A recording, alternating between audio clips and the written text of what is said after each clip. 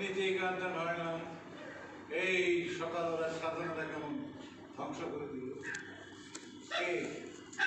আমার বাড়ির কেউ না, ওই যে দেখুন, ওই যে পাশের ফ্ল্যাটে ওই যে ব্যালকনি, ওই ব্যালকনিতে উনি থাকেন, ওখানে উনি বিশ্রাম করেন, ঘোরাঘুরি করেন এবং প্রয়োজনে যা কিছু করার তিনি করেন। কিন্তু ওই ওনার কিন্তু ভেতরে একটা থাকার জায়গা আছে, সেখানে তিনি থাকেন না। যাই হোক, গত 2 বছর মানে বুঝতে পারছেন তো, হ্যাঁ, কতদিন 365-কে গুণ করলে কত দাঁড়ায়? 350,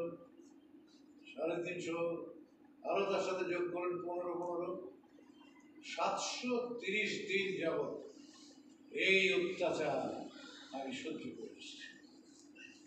হ্যাঁ, কি প্রশ্ন করছেন? আমার বয়স কত? আরে আমার বয়স দিয়ে কি করবেন? তবু বলি, আমার বয়স গত পূর্ণিমায় 62 হয়েছে। আবার আমার স্ত্রীর বয়স দোলা, দোলার বয়স আমার সমান। না, এটা তিনি মানতে রাজি। তিনি সবসময় বলেন আমার চাইতে তার বয়স 10 বছর কম। ঠিক আছে, মেনে নিলাম, অনেক কিছু মেনে নিয়েছি, আমার ছেলেমেয়েরাও মেনে নিয়েছে। তারপরে উনি এখানে থাকলেন, এখান থেকে চলেই গেলেন, প্রায় বিদায়। তো উনি এখানে এসেছেন কি করে?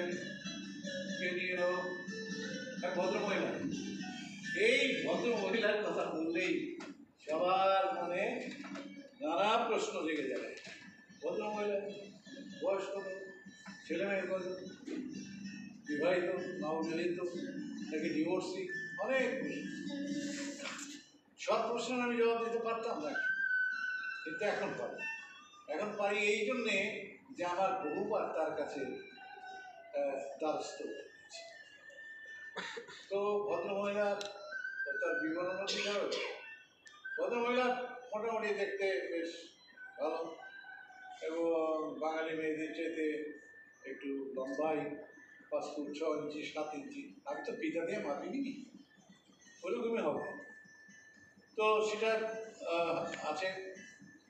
তো উনি সাধারণত সালোয়ার কামিজ পরেন, মাঝে মাঝে শাড়িও পরেন, আর এমনি তো ট্রাউজার প্যান্ট শার্ট তো আছে।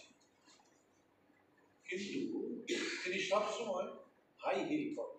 এত লম্বা হওয়ার পর হাই হিল পরার কি কারণ, এটা অবশ্য আমি এখন পর্যন্ত বুঝতে পারি। যাকে ওনার এই ফ্ল্যাটে 15টা ফ্ল্যাট, এখানে আর তো অনেক লোক আছে, তাদের কথা কেন বলি না? যেমন ধরুন আরিফিন সাহেব আছেন, আনোয়ার আছে, ডক্টর সিরাজ আছে, ডক্টর নাসরিন আছে। কারণ কেন বলি না সেটাই এখন আপনাদের কাছে বলার চেষ্টা করি, কেন বলি। তো যাকে সেসব কথা, একটা সময় এই যে রুবায়াত, তার একটা ডাক্তার আছে সাকিব, সকালবেলায় একেবারে ধপধপে সাদা কেটস